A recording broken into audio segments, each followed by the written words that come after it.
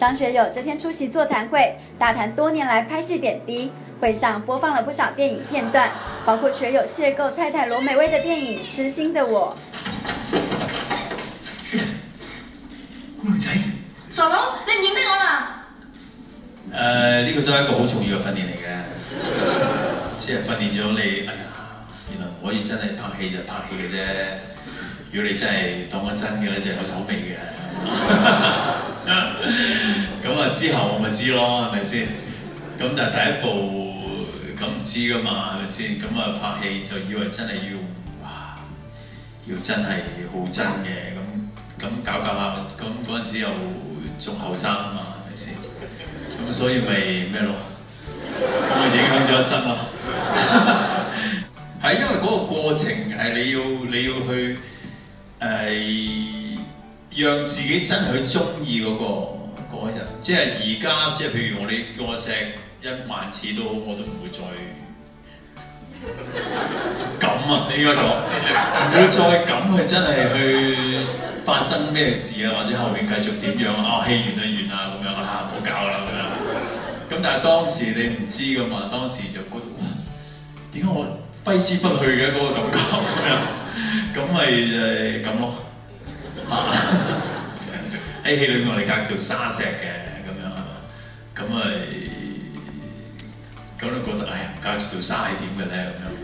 咁我好奇咯，好奇心咪唔好噶嘛，有陣時大家知道啦。決定咗啦，講咗咁多次，係時候要去一次㗎。阿飛嘅時候，亦都其實我開始同王家衛比較冇咁熟㗎啦，開始慢慢就或者大家有睇我訪問都有講過，即係我做嗰個角色咧就係有一場戲只有一個好簡單嘅表情嘅啫，其實就係咁咯，係咁樣。咁又係做咗60幾次，咁個分別咧就係做咗60幾次之後咧，王家衛就算啦，行咗佢。咁我就好唔舒服咯。即係如果我一開始嘅時候識王家衛嘅時候，如果係即係佢已經係導演或者係佢已經係咁樣嘅，咁我心甘命抵，或者好似偉仔咁啊，即係偉仔其實一路幫佢拍緊㗎嘛，而家都咁即係佢都係咁啦，我又覺得 OK 啊，冇所謂啊嘛。但係即係我最慘，我識嗰陣時係個朋友嚟嘅，即係我自己分唔開啊，我自己我覺得點解你會咁樣對我嘅喂，大佬？唔係啩？你起碼話俾我聽，你用邊個剔啊？或者我邊個剔得啊？或者邊個剔唔得？點解啊？咁樣咁我完全唔知道。咁開始我覺得即係我自己做演員就有啲辛苦，個空間就好細。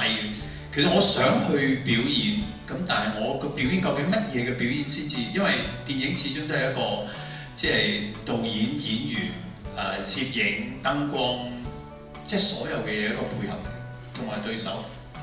咁我做緊一啲嘢，然後我唔知道嘅咧，我就好唔知點好咯，即係唔知點好咯。咁呢個係我後嚟點解即係越嚟越少同王家衛拍戲嘅原因。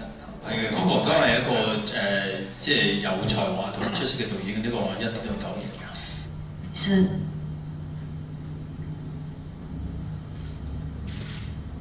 如果你覺得唔開心，我哋生活同我講，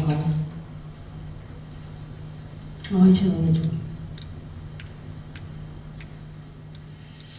至於學友這天重看跟梅艷芳合作的《男人40》，也不禁演詩詩，驚沒眼角。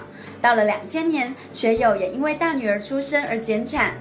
其實最主要嘅改變係因為我生活上面改變咗嘛。咁我2000年我女出世啦咁樣，咁